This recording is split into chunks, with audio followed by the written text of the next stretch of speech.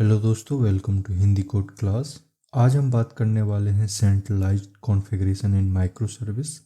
ये टॉपिक थोड़ी silent hero जैसा होता है, but production level micro service के लिए ये सबसे ज़्यादा इम्पोर्टेंट होता है। एंड लेक्चर के लास्ट तक आप खुद से ही समझ जाओगे कि माइक्रो सर्विस में कॉन्फ़िगरेशन को सेंट्रली मैनेज करना क्यों मैंडेटरी होता है एंड बिना कॉन्फ़िग सर्वर के रियल प्रोजेक्ट में क्या क्या प्रॉब्लम्स आ सकती हैं।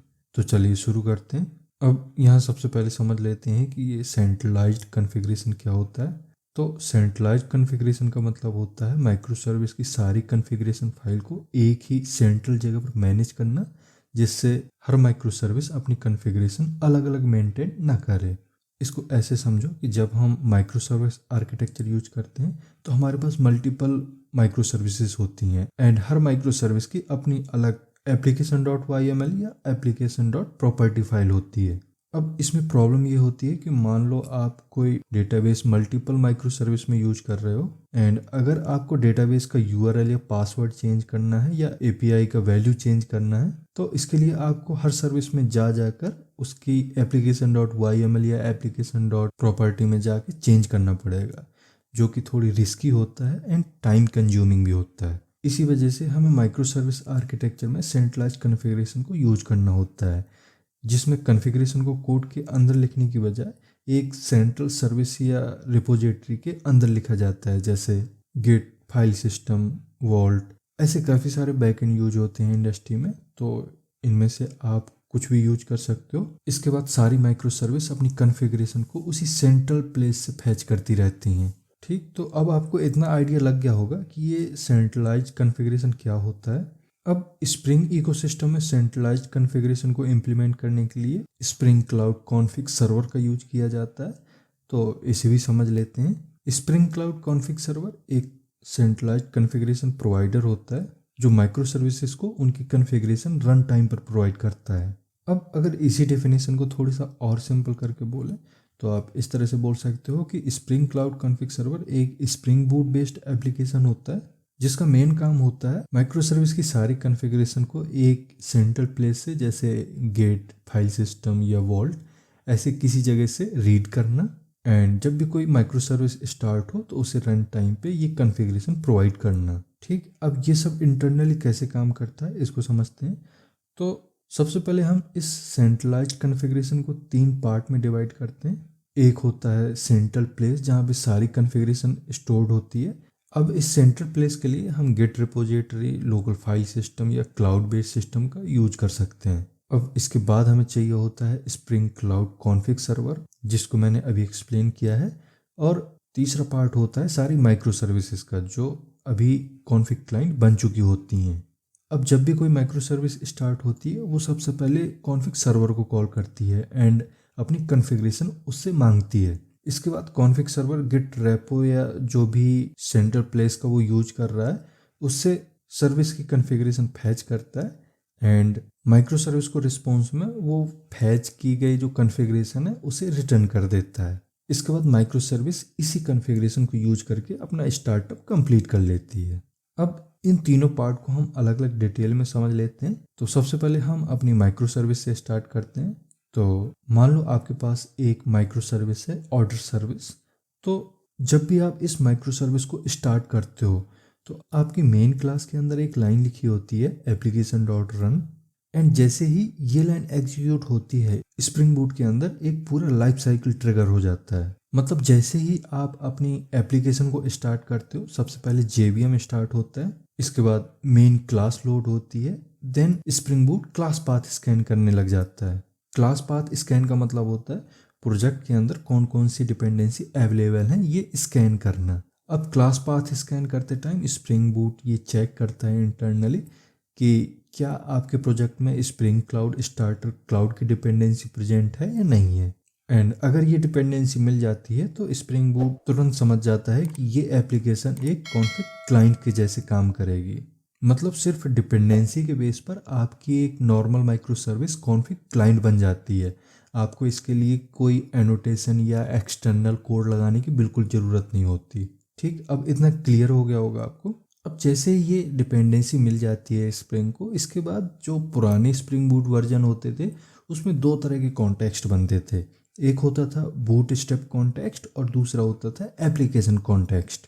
मतलब एप्लीकेशन कॉन्टेक्स्ट तो बनता ही था, बट अगर आप स्टार्टर कॉन्फ़िग की डिपेंडेंसी ऐड कर देते थे तो एक और कॉन्टेक्स्ट बनता था जिसको बूट स्टेप कॉन्टेक्स्ट बोलते थे।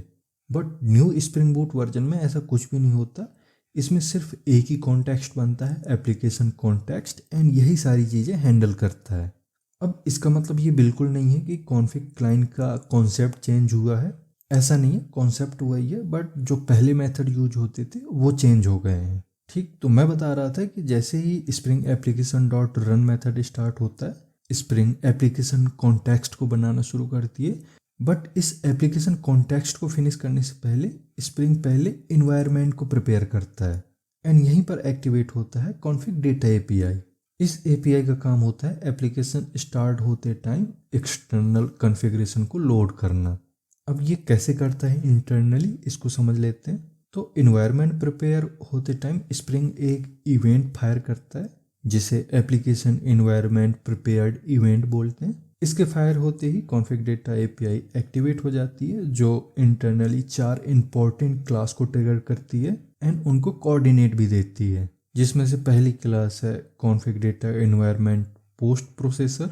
इसका काम होता है एप्लीकेशन की प्रॉपर्टी फाइल से spring dot config dot import को रीड करना एंड डिसाइड करना कि कॉन्फ़िग डेटा कहाँ से लोड करनी है। मतलब हम अपनी एप्लीकेशन डॉट प्रॉपर्टी फाइल में कॉन्फ़िग सर्वर एप्लीकेशन का एड्रेस सेट करते हैं कुछ इस तरह से, एंड जैसे ये एड्रेस मिलता है config data environment post processor ये समझ जाता है कि मुझे कॉन्फ़िग सर्वर से डेटा लाना है। इसके बाद आती है config server config data loader class.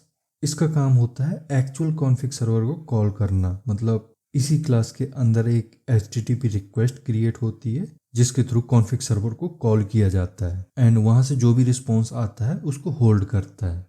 अब इसके बाद आता है प्रॉपर्टी सोर्स। ये जो भी कॉन्फ़िग सर्वर से रिस्पॉन्स आता है उसको की एंड वैल्यू पेयर में प्रिपेयर करता है। एंड लास्ट में यूज होता है इन्वायरमेंट का, जो सारे प्रॉपर्टी सोर्स को होल्ड करता है। मतलब ये 3 काम करता है। सबसे पहले ये सारी प्रॉपर्टीज़ मतलब प्रॉपर्टी सोर्स को मेंटेन करता है, इसके बाद उनकी प्रॉपर्टी रिजॉल्व करता है। देन जब भी हम बीन में ऐड वैल्यू या ऐड कॉन्फ़िगरेशन प्रॉपर्टी यूज करते हैं तो रिक्वायर्ड की वैल्यू प्रोवाइड करता है।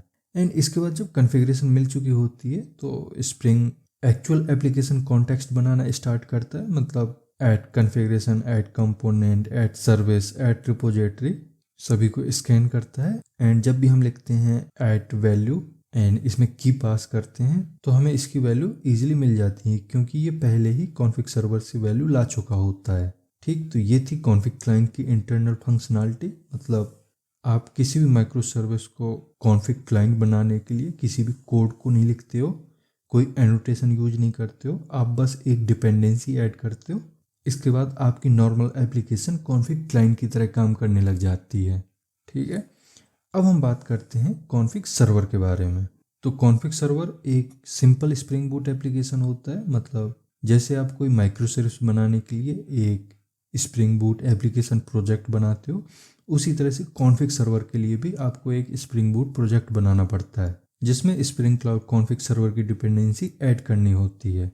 इसके बाद जब प्रोजेक्ट बनकर रेडी हो जाता है तो आपको इसकी मेन क्लास में add enable config server add करना पड़ता है, जिससे स्प्रिंग समझ जाता है कि ये जो एप्लीकेशन है, ये जो माइक्रो सर्विस है, ये कोई नॉर्मल माइक्रो सर्विस नहीं है, ये एक कॉन्फ़िग सर्वर है। मतलब ये एप्लीकेशन दूसरी माइक्रो सर्विस जो कॉन्फ़िग क्लाइंट हैं उनको कॉन्फ़िगरेशन सर्व करेगी।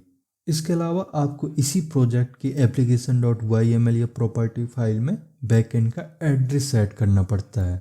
मतलब आपको यहाँ पे बताना होता है कि आप किस सेंट्रल प्लेस का यूज कर रहे हो, कहाँ पे आपकी सारी YML फाइल स्टोर हैं, वो एड्रेस बताना पड़ता है।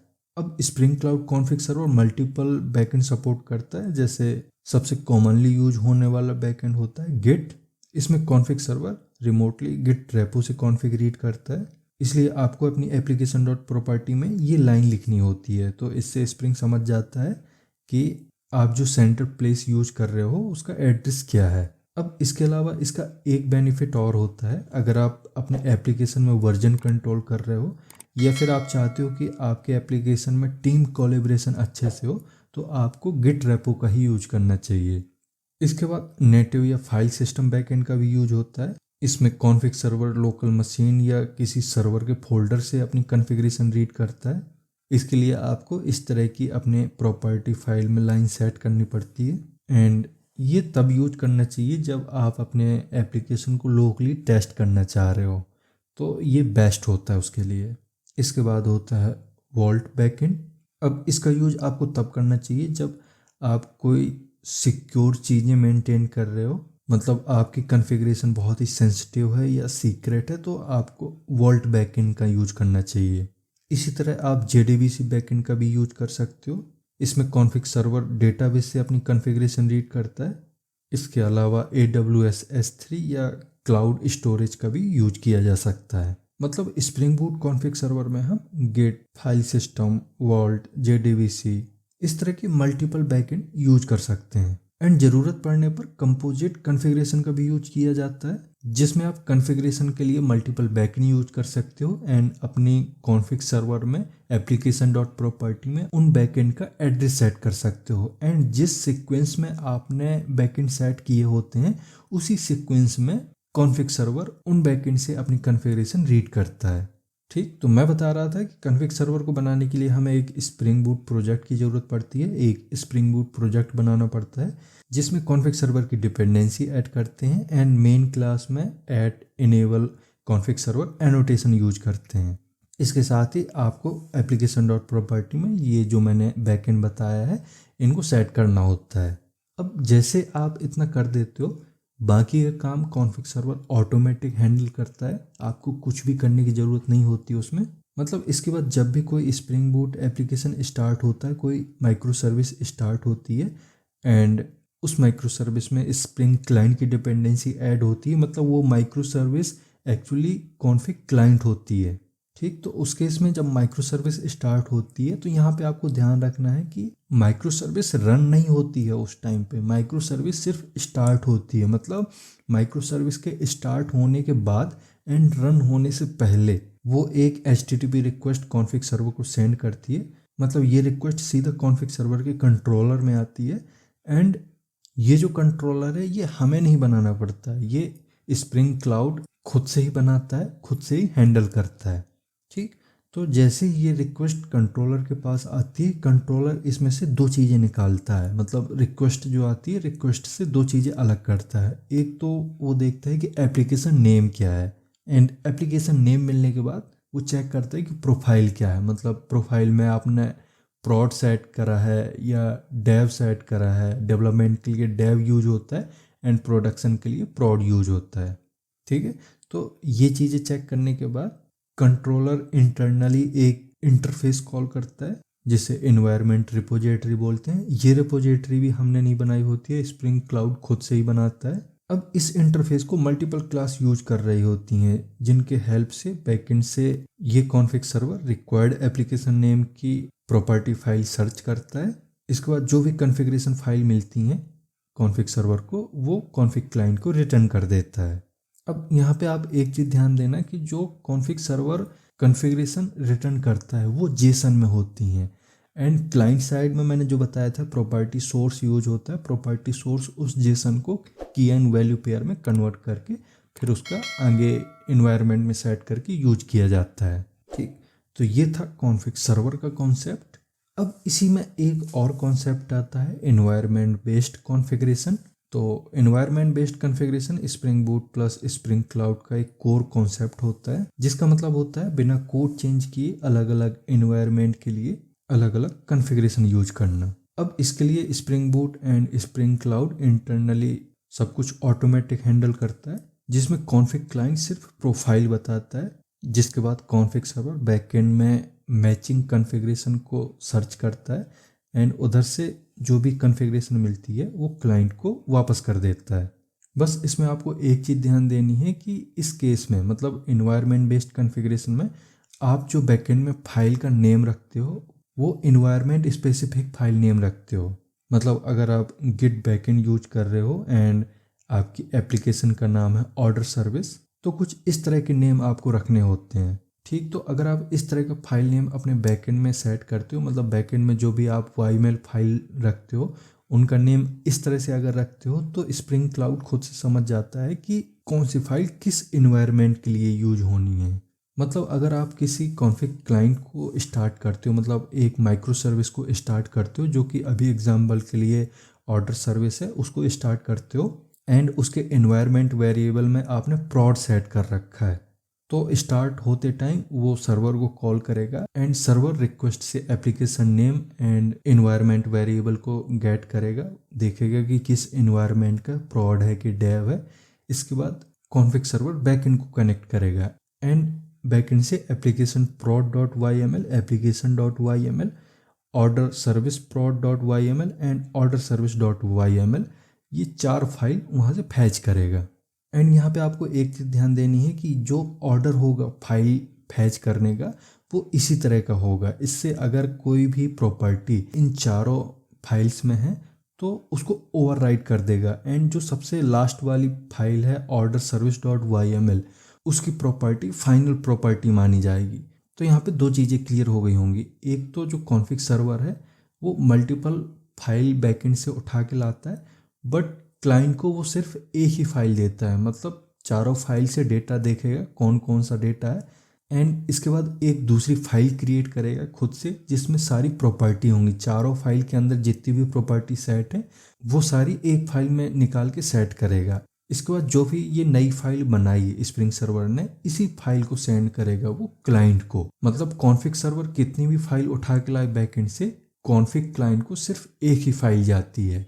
एंड दूसरी चीज़ यहाँ पे ये समझनी है कि अगर YML फाइल में कोई भी प्रॉपर्टी ओवरराइड है, मतलब एक ऐसी प्रॉपर्टी है जो सारी फाइल में पड़ी हुई है, तो जो सर्विस स्पेसिफिक फाइल नेम है उसकी प्रॉपर्टी फाइनल प्रॉपर्टी मानी जाएगी। मतलब इस एग्जांपल में जो ऑर्डर सर्विस.yml है उसमें जो प्रॉपर्टी पड़ी हैं और जो ऊपर प्रॉपर्टी पड़ी हैं अगर सेम प्रॉपर्टी हैं तो ऑर्डर सर्विस.yml की प्रॉपर्टी फाइनल प्रॉपर्टी मानी जाएगी। ठीक है, तो ये था सेंट्रल कॉन्फ़िगरेशन का पूरा कॉन्सेप्ट, पूरा मैकेनिज्म। इससे आपको समझ आ गया होगा कि internally client and server side क्या क्या होता है, कैसे ये चीज़ें परफॉर्म करते हैं, क्या क्या एक्शन परफॉर्म होते हैं, इंटरनली कैसे ये काम करते हैं, सब कुछ प्रॉपर समझ में आ गया होगा।